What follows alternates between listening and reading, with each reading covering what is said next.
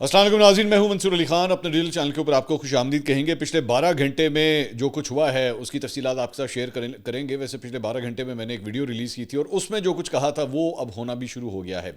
कुछ प्रेडिक्शन, ज़ाहिर बात है, हमारे कबूतर जब कोई खबर लेकर आते हैं तो एम ही नहीं लेकर आते। कुछ डिटेल्स होती हैं हमारे पास जिसकी बुनियाद के ऊपर एनालिसिस आपके सामने पेश किए जाते हैं।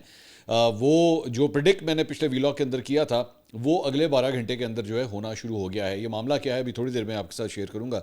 उससे पहले आपसे दरख्वास्त के चैनल को सब्सक्राइब करना मत भूलिएगा, बेल आइकन प्रेस कीजिए। अगर आपको वीडियो पसंद आए उसे लाइक और शेयर ज़रूर कीजिएगा। वीडियो में मैं तहरीक लब्बैक पाकिस्तान के हवाले से बड़ा ऑपरेशन जो है वो अब एक शुरू हो चुका है। वो बात सिर्फ कारकुनों की हिरासत और गिरफ्तारी से मुतल्लिक नहीं है, बल्कि कुछ और चीज़ें भी जो है इंप्लीमेंट होने लगी हैं। मैं उसकी डिटेल्स अभी थोड़ी देर में आपके साथ शेयर करूँगा। सियासी मामलात के हवाले से वज़ीर आला खैबर पख्तूनख्वा सुहेल आफरीदी आज इमरान खान साहब से मिलने के लिए गए। वहाँ पे क्या कुछ हुआ वो एक ट्रेलर साबित हुआ for the things to come. इसके बारे में भी बात करेंगे, लेकिन सबसे पहले मैं अफगानिस्तान और पाकिस्तान के बॉर्डर के ऊपर जो सूरत हाल है उसके बारे में सबसे पहले बात करना चाहूँगा। और ख़बर आज ये आई है कि इवन दो 48 घंटे का सीज़ फायर जो है वो कल शाम को इम्प्लीमेंट हुआ था, लेकिन उसी दौरान ये खबर आई कि इस सीज़ फायर का फ़ायदा उठाते हुए तकरीबन कोई 45 से 50 दहशतगर्दों ने बॉर्डर क्रॉस करके पाकिस्तान के अंदर एंटर होने की कोशिश की और पाकिस्तानी अफवाज की जानिब से जो है वो कामयाब कार्रवाई की गई इनके खिलाफ और उन्हें टारगेट करके जो है वो हलाक कर दिया गया। सिक्योरिटी ज़राए बताते हैं कि ज़िला मोहम्मद में ऑपरेशन खुफिया मालूमात की बुनियाद के ऊपर किया गया और दहशतगर्दों की बड़ी तश्कील को निशाना बनाया गया। कार्रवाई के दौरान कई दहशतगर्द ज़ख्मी भी हुए, जबकि पाक फ़ौज ने इलाके को घेरे में लेकर मुकम्मल क्लियरेंस ऑपरेशन जो है वो शुरू कर दिया है। ज़हन में रखिएगा, बड़ा रगड़ किस्म का बॉर्डर है पाकिस्तान और अफगानिस्तान के दरमियान। पहाड़ी सिलसिला है, पहाड़ी सिलसिलों के अंदर जो है वो सिक्योरिटी को कॉर्डन ऑफ करना, उसे इम्प्लीमेंट करना, टारगेट को जो है वो ट्रेस करना, चेस करना, हिट करना बड़ा मुश्किल काम होता है। लेकिन फिर भी पाकिस्तानी अफवाज जो है वो इस पूरे बॉर्डर एरिया को जो है वो संभालने की कोशिश कर रही है। बताया गया है कि ये जो ऑपरेशन हुआ है इसमें कई घंटों की फायरिंग हुई है और उसके बाद ये 40-50 दहशतगर्द जो हैं वो मारे गए हैं। ड्रोन्स की ज़रिए जो है वो भी मॉनिटरिंग ऑलरेडी जारी है, लेकिन साथ ही साथ जो चौकियाँ हैं पाकिस्तानी अफवाज की उनकी जानिब से भी जो है ये सिलसिला, फायरिंग का सिलसिला जो है वो जारी है। इसके साथ साथ बताया गया है जी कि कल जो काबुल के अंदर और कंदहार के अंदर जो धमाके हुए थे जिसके बाद एक्चुअली सीज़ फायर हुआ था, मैं इंडियन मीडिया के ऊपर मैं देख रहा था, अब ये चंद स्क्रीनशॉट्स भी आपके सामने हैं जिसमें एक पूरा का पूरा नैरेटिव इन बेवकूफ़ों की जानिब से जो है वो बिल्ड किया गया। ये झूठ बोलने से बाज नहीं आ सकते। इनकी खसलत के अंदर मेरे ख्याल में, माज़रत के साथ ज़रा सख्त लफ्ज़ है लेकिन मुझे कहना पड़ेगा, इनकी खसलत में झूठ बोला गया है। मतलब ये शायद वो जिसे वो कहते हैं ना, बच्चे को जब आप, वो एक बच्चा जब पैदा होता है तो आप उसे शहद चटाते हैं, तो मुझे तो इस तरह लगता है कि इनको कोई झूठ का प्याला जो है वो चटाया जाता है और फिर ये सारी ज़िंदगी झूठ बोलते आते हैं। हमने इनका झूठ जो है वो पाकिस्तान और भारत की जंग के दौरान भी देखा था और कल जो कुछ हुआ, मतलब कल सीज़ फायर के हवाले से इन्होंने बैठ के तमाम चैनलों के ऊपर, वो अर्नब गोस्वामी हो चाहे कोई भी हो, तमाम चैनल्स के ऊपर बैठ के ये झूठ बोलते गए कि जनाब पाकिस्तान की दरख्वास्त के ऊपर जो है वो सीज़ फायर किया गया। पाकिस्तान की दरख्वास्त के वो गधो, मतलब सीज़ फायर से 2 घंटे पहले जो है काबुल और कंधार को जो है रगड़ के रख दिया, मतलब लरजा के रख दिया वहाँ के जो मुकामी सिक्योरिटी एहलकार थे उनको, क्योंकि इतनी शदीद बमबारी की गई पाकिस्तान की जानिब से। तो सीज़ फायर के लिए वो मुतालबा करेगा? सीज़ फायर के लिए तो हम तब मुतालबा करते ना अगर हमारे शहरों को आके हिट किया जाता या हमारे को नुकसानात होते। हम उनके शहरों में जाके उनको चपेड़े मार रहे हैं, कुट रहे हैं बैठ के, तो सीज़ फायर के लिए हमने कहा किस बात का मुतालबा करना। लेकिन उन्होंने, ज़ाहिर बात है, अपने इंडियन मीडिया ने इंडियन अवाम को जो है वो बेसिकली ये झूठ बेचने की खातिर उन्होंने कहा जनाब पाकिस्तान के कहने के ऊपर, पाकिस्तान के कहने के ऊपर सीज़ फायर हुआ है। मतलब कोई लॉजिक ही नहीं बनती ना। आप 2+2=4, 2+2=22 हो ही नहीं सकता। बच्चों वाली बात करें, पूरी दुनिया ये बात जानती है कि उनके जो दिफाई, उनके पास जो एसेट्स हैं उनका और हमारा कोई मुकाबला ही नहीं बनता, ठीक है। और उसके बावजूद यू थिंक कि पाकिस्तान जो है वो कहेगा जनाब के सीज़ फायर कर लें। सो इन्होंने कल सारी रात शाम बैठ के अपने टॉक शोज़ के अंदर, मैं देख रहा था, ऑब्जर्व कर रहे थे हम, इन्होंने यही सौदा बेचा है वहाँ पे। लेकिन बहरहाल we are here to counter these idiots और वो हम इंशाल्लाह करते रहेंगे। साथ ही साथ सिक्योरिटी फोर्सेज ने जनाब 13 से 15 अक्टूबर के दौरान जो है वो खैबर पख्तूनख्वा के मुख्तलिफ अजला में कामयाब कार्रवाइयाँ करते हुए दहशतगर्दों के 34 अफराद जो हैं वो हलाक हुए हैं। और ISPR की जानिब से बयान के मुताबिक शुमाली वज़ीरिस्तान के इलाके स्पिन वाम में दहशतगर्दों की मौजूदगी की इतला पर इंटेलिजेंस बेस्ड ऑपरेशन किया गया और ऑपरेशन के दौरान सिक्योरिटी फोर्सेज ने मौसर अंदाज में दहशतगर्दों के ठिकानों को निशाना बनाया है और शदीद फायरिंग के तबादले के बाद 18 दहशतगर्द वहाँ पर हलाक हुए। एक और कार्रवाई जो है जनूबी वज़ीरिस्तान में की गई جہاں پہ فائرنگ کے تبادلے میں مزید 8 دہشت گرد مارے گئے. تیسری جھڑپ بنو میں ہوئی ہے جہاں سیکورٹی فورسز نے 8 دہشت گردوں کو وہاں پہ بھی ہلاک کیا ہے, اور بتایا جا رہا ہے کہ یہ کلینس آپریشنز جو ہیں وہ ابھی بھی وہاں پہ جاری ہیں. سو ایک چیز جو اور اس ساری چیز کے ساتھ لنک ہوتی ہے اور وہ ہے سیاسی معاملے کی, کہ پچھلے 24 گھنٹے کے اندر ایک نیا وزیر اعلیٰ بھی آ گیا ہے خیبر پختونخوا کا, اور جن کا ظاہری بات ہے یہ ماننا ہے, جن کا یہ کہنا ہے, جو اس بات پہ یقین رکھتے ہیں کہ جناب آپریشنز نہیں ہونے چاہیے. سو لگ نہیں رہا کہ ان کے آنے سے جو ہے کوئی آپریشنز کی تعداد یا انٹینسٹی کے اوپر کسی قسم کا کوئی فرق آ رہا ہے. وہ آپریشنز جو ہیں وہ خیبر پختونخوا میں ویسے کی ہی ویسے جاری ہیں. اس کے علاوہ ایک اقوام متحدہ کی ایک تازہ ترین رپورٹ آئی ہے افغانستان کے حوالے سے جو بڑی ہی خوفناک ہے.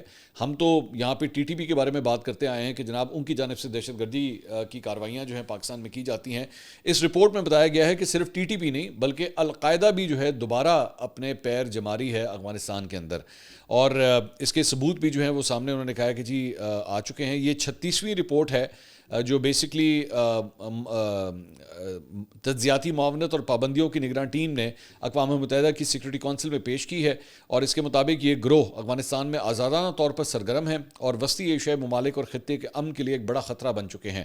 رپورٹ کے صفحہ نمبر 16 میں کہا گیا ہے کہ افغانستان کی اتھارٹی دہشت گرد گروہوں بشمول القاعدہ اور اس کے اتحادیوں کو کھلی چھوٹ دیے ہوئے ہے.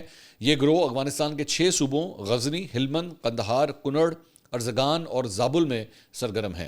مطلب ایگزیکٹ سپاٹس بھی جو ہے انہوں نے بتائے ہیں.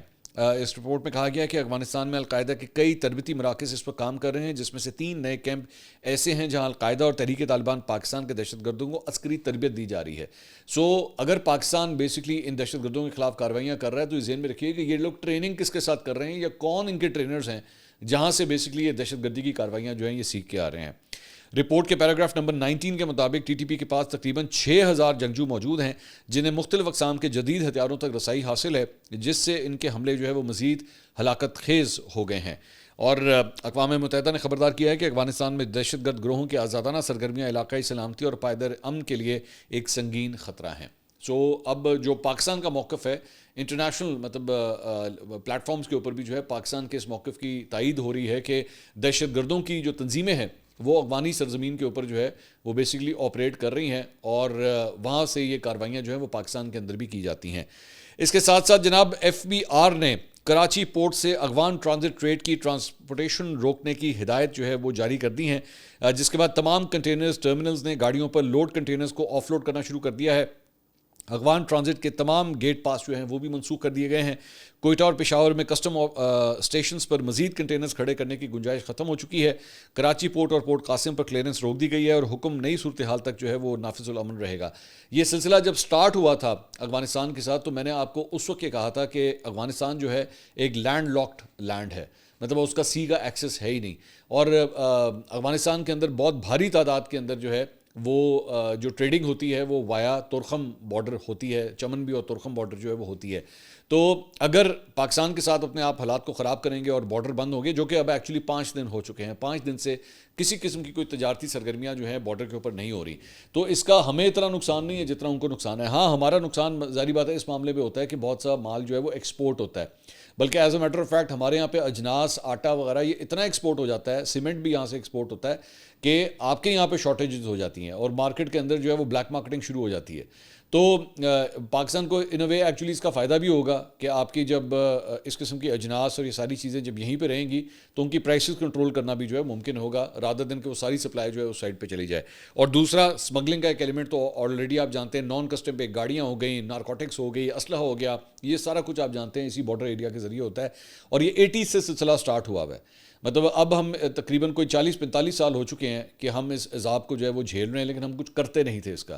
اب دیکھیں کہ اب یہ جو لیٹسٹ کارروائی ہوئی ہے اس کے بعد کیا یہ سلسلہ جو ہے وہ بند ہوتا ہے یا نہیں ہوتا, کیونکہ اس نے ذہن میں رکھیے گا صرف دہشت گردی وہاں سے نہیں آتی بلکہ آپ کی اکانومی کو بڑا شدید نقصان پہنچتا ہے ان چیزوں کے ذریعے. یہ جو اسمگل آئٹمز ہیں اس کے ذریعے آپ کے جو کمپیٹیٹر یہاں پہ موجود ہوتے ہیں ان کو بہت نقصان ہوتا ہے, کیونکہ وہ کہتے ہیں کہ جی ہم ان پرائسز کو میچ ہی نہیں کر سکتے, ہم یہاں پہ لوکل ٹیکسز دیتے ہیں, کسٹم ڈیوٹی دیتے ہیں, چیزوں کو امپورٹ کرتے ہیں, امپورٹ کر کے یہاں پہ بناتے ہیں, وہاں سے جو ہے وہ اسمگلنگ کے ذریعے مال یہاں پہ ٹرانسفر ہوتا ہے. اور آپ اندازہ کریں, شاید یہ ہو سکتا ہے آپ کو نالج ہو, لیکن ایسے ایسے حالات ہیں کہ گاڑیوں کی گاڑیاں جو ہیں ان کا ڈھانچہ الگ آ رہا ہوتا ہے, ان کا انجن الگ آ رہا ہوتا ہے, پارٹس الگ آ رہے ہوتے ہیں, اور وہاں سے اسمگل ہو کے یہاں پہ آ کے اس کو دوبارہ ری اسمبل کر دیا جاتا ہے. مطلب ایسے ایسے روٹس بنے ہوئے ہیں.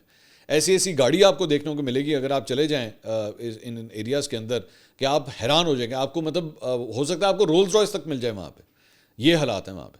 سو یہ بارڈر بند ہونا جو ہے, ہاں ایک نقصان جو ہے ظاہری بات ہے, اینڈ آئی وانٹ ٹو سے دس فار دا فیملیز, وہ ایسی فیملیز جن کی آدھے فیملی ممبرز افغانستان کی سائڈ پہ ہیں, آدھے یہاں پہ ہیں, ظاہری بات ہے ان کے لیے ایک بہت یہ تکلیف دہ مرحلہ ہے کہ وہ اپنے پیاروں سے مل نہیں سکتے, یہ ایسا نہیں ہو سکتا. لیکن پھر ظاہری بات ہے یہی ساری صورتحال جو ہے وہ پاکستان اور انڈیا کے بارڈر کے اوپر بھی ہے. یہاں پہ بھی کئی ایسی فیملیز ہیں جن کے کئی رشتہ دار جو ہیں وہ انڈیا کے اندر موجود ہیں اور وہ یہاں نہیں آ سکتے, ہم وہاں نہیں جا سکتے. سو ظاہری بات ہے بارڈرز کی وجہ سے یہ سب کچھ تو ہوتا ہے, لیکن آبویسلی دوسری سائڈ پہ اگر آپ دیکھیں دہشت گردی ہو گئی, اسمگلنگ ہو گئی, یہ بھی تو آخر پاکستان کے لیے نقصان دہ ہے نا. دوسری بات یہ ہے کہ جناب ایک اور بھی بائی دا وے خبر آ رہی ہے, اور وہ یہ ہے کہ ایران نے افغانستان کے ساتھ جو ان کا بارڈر ہے اس کے اوپر بھی ملٹری بلڈ اپ جو ہے وہ شروع کر دیا ہے. اب وہ اس میں کہا جا رہا ہے, کنفرم رپورٹس نہیں ہے, لیکن اس میں کئی تجزیہ کار جو ہے وہ یہ رپورٹ کر رہے ہیں کہ کیونکہ پاکستان والی سائڈ کے اوپر جو ہے وہ سب کچھ بند ہو گیا ہے, تو اس لیے افغانستان جو ہے اپنے دیگر بارڈر سے اب جو ہے وہ ٹریڈ روٹس کھولنے کی کوشش کرے گا, یا وہاں سے افغان مہاجرین جو ہے وہ ان ملکوں کے اندر جو ہے وہ جانے کی کوشش کریں گے. تو ایران نے بھی اپنے بارڈر کے اوپر صورتحال کو کافی ٹائٹ کر دیا ہے. اچھا بائی دا وے میں آپ کو یہ بھی بتا دوں کہ اگر میں صرف ایک ایران کی ایگزامپل آپ کے سامنے رکھوں تو ایران جس طرح افغان مہاجرین کو ہینڈل کرتا ہے نا, اس میں اور ہمارے میں زمین آسمان کا فرق ہے. مطلب ہم نے تو لٹرلی ان کو یہاں پہ ان کے پاس جائیدادیں بھی ہیں, یہاں پہ انہوں نے شادیاں بھی کی ہیں, سب کچھ کیا ہے, وہاں پہ انہوں نے کھینچ کے رکھا ہوا ہے انہیں. اور بائی دا وے اب میں آپ کو یہ بھی بتا دوں کہ کراچی کے اندر اور پاکستان کے دیگر شہروں کے اندر جو افغان بستیاں بنی ہوئی ہیں, اب ان کے اگینسٹ بھی آپریشن شروع ہو چکا ہے. اور کراچی کے اندر پچھلے 24 گھنٹے کے اندر کئی افراد کو وہاں سے گرفتار کیا گیا ہے جو غیر قانونی طور پہ پاکستان کے اندر جو ہے وہ مقیم تھے اور نہ ان کے پاس پراپر کوئی پیپر ورک تھا. ان کے اگینسٹ بھی اب کارروائیاں شروع کر دی گئی ہیں, اور اب لوگوں کو یہ کہا جا رہا ہے کہ اگر آپ کے آس پاس اس طرح کے لوگ اگر آپ کو نظر آتے ہیں جن کے پاس پراپر ڈاکومنٹیشن نہیں ہے, اللیگلی وہ پاکستان کے اندر رہ رہے ہیں, تو اس کے لیے بھی آپ حکومت کو انفارم کریں, کیونکہ ان کے اگینسٹ بھی اب ایک آپریشن شروع کیا جا رہا ہے. تیسری بات یہ کہ یہ بھی خبر سامنے آئی ہے کہ وہ افغان شہری جو یہاں پہ موجود ہیں اور بزنسز کر رہے ہیں, وہ اپنے آپ کو ٹیکس نیٹ کے اندر ہی نہیں لے کر آتے. وہ کس طرح نہیں لے کر آتے کہ ظاہری بات ہے ان کے پاس لوکل ڈاکومنٹیشن ہے کوئی نہیں, نہ ان کے پاس آئی ڈی کارڈ ہے, نہ بے فارم ہے, نہ پاسپورٹ ہے. تو وہ جو ٹریڈنگ کرتے ہیں, جو بزنسز کرتے ہیں, وہ کروڑوں اربوں روپے کا بزنس ہوتا ہے اور وہ کبھی کاغذوں کے اوپر چڑھتا ہی نہیں ہے. تو اب ان کے اگینسٹ بھی آپریشنز جو ہیں وہ شروع کیے جا رہے ہیں کہ یہ سلسلہ بھی بند. اور زیادہ تر ان میں سے میں جانتا ہوں اچھی طرح, کیونکہ میں خود بھی ماضی میں ایک بزنس مین رہا ہوں, زیادہ تر ان میں سے جو ہے وہ کیش ٹرانزیکشنز کے اوپر کام کر رہے ہوتے ہیں. وہ بینکنگ چینل کو استعمال ہی نہیں کرتے, کون سا پیسہ آیا کون سا چلا گیا. ظاہری بات ہے جب آپ بینکنگ ٹرانزیکشن کے تھرو کریں گے تو سب کچھ پتہ لگ جائے گا کہ جناب یہ کوئی پیسہ جو ہے وہ ادھر ادھر گیا ہے. وہ کام ہی کیش کے اوپر کرتے ہیں, وہ کیش ہی دیتے ہیں اور کیش ہی لیتے ہیں, تاکہ کوئی چیز جو ہے وہ کھاتوں کے اوپر چڑھے ہی نہ.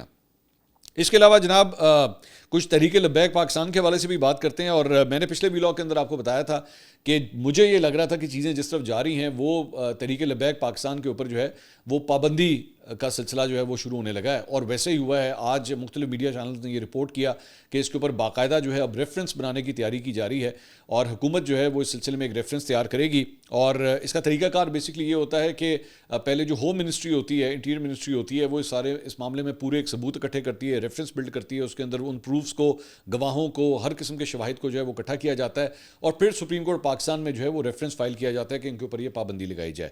اور پھر سپریم کورٹ جو ہے تقریباً 1 مہینے کے اندر اندر جو ہے وہ اپنا آرڈر دیتا ہے, اور اس کے بعد اس جماعت کے اوپر پابندی لگتی ہے. تحریک لبیک کے حوالے سے میں آپ کو یہ بھی بتا دوں کہ یہ کوئی پہلا موقع نہیں ہے جب یہ سب کچھ ہوا ہے. اس سے پہلے بائی دا وے اس میں کیبنٹ کی اپروول آتی ہے, پھر یہ معاملہ جو ہے سپریم کورٹ کی طرف جاتا ہے. تو اس سے پہلے 2021 میں عمران خان صاحب کی جب گورنمنٹ تھی تو اس وقت شیخ رشید اس وقت کے انٹیریئر منسٹر تھے, تو اس وقت بھی تحریک لبیک کے اوپر پابندی لگائی گئی تھی, لیکن اس کے بعد چند ماہ کے بعد جو ہے اس پابندی کو ہٹا لیا گیا تھا.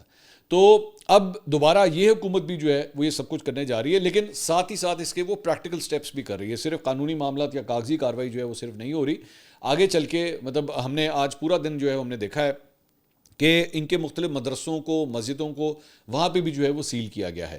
اور ساتھ ہی ساتھ صرف یہ نہیں، میری اطلاعات کے مطابق جو مجھے خبریں مل رہی ہیں وہ عام کارکن جو گلی محلے کے لیول کے جو کارکن ہیں، جو بیسکلی مرکزی کارکن نہیں ہیں یا مرکزی شورا سے تعلق نہیں رکھتے یا کوئی آفس ہولڈرز نہیں ہیں، صرف وہ نہیں بلکہ گراؤنڈ لیول کا جو کارکن ہے اس کے اگینسٹ بھی ایکشن کیا جا رہا ہے انٹیلیجنس بیس کے اوپر.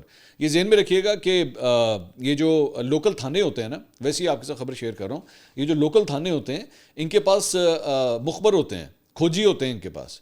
یہ گلی محلے کے اندر آپ کو پتہ بھی نہیں لگے گا، میں ویسے آپ کو بتا رہا ہوں، آپ کو پتہ بھی نہیں لگے گا، لیکن ان مخبروں کے پاس، ان کھوجیوں کے پاس جو ہوتی ہے نا، وہ پوری اطلاعات ہوتی ہیں آپ کے بارے میں.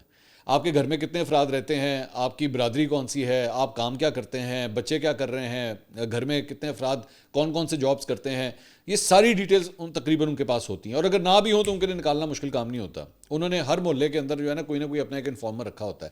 تو یہ جب اس طرح یہ کارکنوں وغیرہ کو گرفتار کرتے ہیں نا، تو وہ جو سیاسی کارکن ہوتا ہے نا، وہ کبھی بھی چھپ نہیں سکتا، کیونکہ وہ اپنے محلے میں مشہور ہی اس بات کے اوپر ہوتا ہے. ظاہری بات ہے اگر کوئی پی ٹی آئی کا ہے، نون لیگ کا ہے، پیپلز پارٹی کا ہے یا تحریک لبیک کا ہے، تو اس نے پورے محلے میں مشہور کیا ہوتا ہے کہ بھائی جان میں ہونا تھا کارکن ہے گا، تو اس کو تو ٹریس کرنا کوئی مشکل ہی نہیں ہوتا. تو اس وقت جو ہے وہ پاکستان کے مختلف شہروں کے اندر جو ہے وہ ٹی ایل پی کے کارکنوں کو ایک ایک کر کے اٹھایا جا رہا ہے، اور میری اطلاعات کے مطابق تقریباً 2500 سے 3000 کارکن ابھی تک اٹھایا جا چکا ہے. اسلام آباد کے اندر ان کے مختلف دفاتر کو سیل کر دیا گیا ہے. بینک اکاؤنٹس میں آپ کو پہلے بتا چکا ہوں سیل کرنے کا سلسلہ جاری ہے. سعد رضوی کا ابھی تک کچھ نہیں پتا، نہ سعد رضوی کا پتہ ہے ابھی تک، نہ صنم جاوید کا پتہ ہے کہ وہ ابھی تک کہاں ہیں. اب وہ صنم جاوید کے بارے میں تو یہ بتایا گیا تھا کہ انہیں اٹھایا گیا ہے. سعد رضوی جو ہیں وہ خود روپوش ہوئے ہیں، ان کے بھائی انس رضوی، ان کے بارے میں بھی ابھی تک کسی قسم کا کچھ نہیں پتا. لیکن حکومت جو ہے وہ اب ان لائنز کے اوپر چل رہی ہے کہ ان کے اوپر جو ہے وہ پابندی لگائی جائے گی. اس کے ساتھ ساتھ ایک اور خبر جو ہے وہ نئے وزیر اعلیٰ خیبر پختونخوا سہیل آفریدی کے حوالے سے ان کا پہلے 24 گھنٹے مکمل ہو چکے ہیں، اور پہلے 24 گھنٹے کے اندر ہی ایک نئی کنٹروورسی جو ہے ان کے حوالے سے شروع ہوگی، اور وہ ہے اس تصویر کی وجہ سے. اب یہ تصویر جو سامنے آتی ہے، اگر آپ اس کو غور سے دیکھیں تو ان کے بیک گراؤنڈ کے اوپر جو ہے وہ عمران خان صاحب کی تصویر نظر آ رہی ہے، اور اس کے اوپر پھر خاص طور پہ نون لیگ سے تعلق رکھنے والے جو اکاؤنٹس تھے انہوں نے تنقید کرنا شروع کی کہ دیکھیں یہاں پہ قائد اعظم کی تصویر ہونی چاہیے تھی اور قائد اعظم کی تصویر یہاں پہ کیوں نہیں ہے. اچھا، ایک جو میں تھوڑا سا بینیفٹ اور ڈاؤٹ اس معاملے میں دوں گا وہ اس بات کا ہے کہ مجھے یہ لگ رہا ہے کہ ان کا جو ڈیسک ہے وہ ایکچولی ایک کارنر کے اوپر ہے. اب آپ جانتے ہیں اگر کارنر کے اوپر ڈیسک ہو تو 2 دیواریں جو ہیں وہ پیچھے سے آپ کے لگتی ہیں. تو جو تصویر کا دوسرا رخ ہے وہ یہ ہے، جس میں ایکچولی قائد اعظم کی تصویر جو ہے وہ دوسری دیوار کے اوپر لگی ہوئی ہے، اور عمران خان صاحب کی تصویر ایک دوسری دیوار کے اوپر لگی ہوئی ہے. یہ اگر تو صرف تصویروں کی بات کی جائے، میں پھر بھی یہاں پہ ان کو سہیل آفریدی صاحب کو بینیفٹ اور ڈاؤٹ اس بات کا دوں گا کہ یہ مریم نواز صاحبہ کی یہ تصویر ہے، اور اس تصویر میں بھی یہ اگر آپ غور سے دیکھیں تو پیچھے آپ کو نواز شریف صاحب کی تصویر نظر آ رہی ہے. اس تصویر کو ایکچولی یہ آدھا اوپر سے کراپڈ ہے، اگر آپ پوری تصویر دیکھیں تو یہ والی تصویر دیکھیں، یہ اس میں قائد اعظم کی تصویر اوپر ہے، قائد اعظم کی تصویر اوپر ہے اور نواز شریف صاحب کی تصویر نیچے ہے. تو ایک جو یہ اعتراض کیا جا رہا ہے کہ جی عمران خان کی تصویر کیوں لگائی، تو سارے جتنے بھی چیف منسٹرز ہیں، یہ مراد علی شاہ صاحب کے دفتر کی تصویر ہے، اس میں آپ دیکھیے گا اس میں محترمہ بے نظیر بھٹو، ذوالفقار علی بھٹو، آصف علی زرداری، بلاول بھٹو، سب کی تصویریں لگی ہوئی ہیں، لیکن اوپر قائد اعظم کی تصویر لگی ہوئی ہے. یہاں پہ جس چیز کا فرق ہے وہ یہ ہے کہ انہوں نے عمران خان صاحب کی اور قائد اعظم محمد علی جناح کی تصویریں سائڈ بائی سائڈ 2 دیواروں کے اوپر لگائی ہوئی ہیں. لیکن پھر بھی میرے خیال میں قائد اعظم کی تصویر جو ہے اس کا ہائٹ اور اس کا سائز دونوں ہی میری نظر میں بڑے ہونے چاہیے. لیکن دوسری جو غلطی ہے، جو میرے خیال میں ایک سنگین غلطی ہے، وہ ہے جھنڈے کے حوالے سے.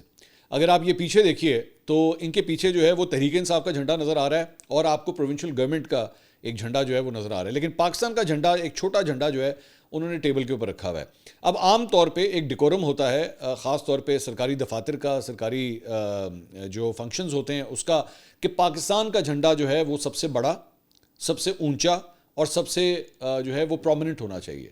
تو یہاں پہ یہ ایک بہت بڑی غلطی ہے کہ آپ نے پاکستان کا جھنڈا بیچ میں ہو، سب سے اونچا ہو، لمبا ہو، اس کے بعد آپ لیفٹ رائٹ جو مرضی لگائیں، دیٹس فائن. لیکن اس طرح پاکستان کا جھنڈا ٹیبل کے اوپر اس طرح رکھ دینا چھوٹے سائز کا، یہ میرے خیال میں آپ سے غلطی ہوئی ہے. میں امید کرتا ہوں کہ سہیل آفریدی صاحب جو ہے، شاید ہو سکتا ہے کیونکہ یہاں پہ بات وہی ہے نا کہ ان ایکسپیرینسڈ ہیں، ان ڈیلیکیسیز کا یا ٹیکنیکلٹیز کا شاید انہیں پتہ نہیں ہے، تو وہ اس چیز کو جو ہے وہ ضرور ٹھیک کریں گے. I don't want to be too harsh on him because it's just his first day, لیکن یہ ایک غلطی ہے میرے خیال میں. اس سے پہلے یہ گنڈا پور صاحب کی تصویر دیکھیے گا، اس میں سب کچھ ٹھیک ہے، اس میں پاکستان کا جھنڈا جو ہے وہ آرام سے بالکل پیچھے لگا ہوا ہے. لیکن اب مجھے نہیں پتا یہ ڈیلیبریٹلی کیا گیا ہے. اگر تو اس چیز کو کریکٹ کر دیا گیا تو پھر یہ غلطی کنسیڈر کیا جائے گا، لیکن اگر اس چیز کو ٹھیک نہ کیا گیا تو پھر اس کا مطلب یہ ڈیلیبریٹلی کیا گیا ہے. سو اس چیز کو ٹھیک کرنے کی ضرورت ہے. دوسرا, سہیل آفریدی صاحب جو ہے وہ آج عمران خان صاحب سے ملنے کے لیے گئے. اس سے ایک دن پہلے جو ہے ان کے دفتر کی جانب سے ایک پورا وہ نوٹیفیکیشن نکلا تھا کہ جی وہ ملنا چاہتے ہیں عمران خان صاحب سے, لیکن آج وہ وہاں پہ گئے, کافی دیر انہوں نے وہاں پہ انتظار کیا. ان کی بہنوں کو تو ملنے کی اجازت مل گئی, عمران خان صاحب کی بہنوں کو, لیکن سہیل آفریدی صاحب کو جو ہے وہ ملنے کی اجازت نہیں مل سکی, اور کافی دیر تک ناکے کے اوپر وہ کھڑے رہے اپنے سٹاف کے ساتھ, پورے پروٹوکول کے ساتھ وہاں پہ کھڑے رہے, لیکن ان کی ملاقات نہیں ہو سکی. اب میرے لیے یہ ایک سرپرائزنگ چیز ہے, کیونکہ میری نظر میں ایک چیف منسٹر کا ایکسیس جو ہے وہ ہونا چاہیے. ظاہری بات ہے, یو کی ناٹ اگنور دا فیکٹ کہ ان کی جماعت جو ہے وہ حکومت کے اندر ہے, تو وہ اپنے لیڈر سے اگر نہیں ملیں گے تو اور کس سے ملیں گے وہ جا کے. تو ظاہری بات ہے انہوں نے ابھی عہدہ سنبھالا, میرا خیال میں انہیں ملاقات کرنے دینی چاہیے تھی. اگلی ویڈیو میں آپ سے دوبارہ ملاقات ہوگی. اللہ حافظ.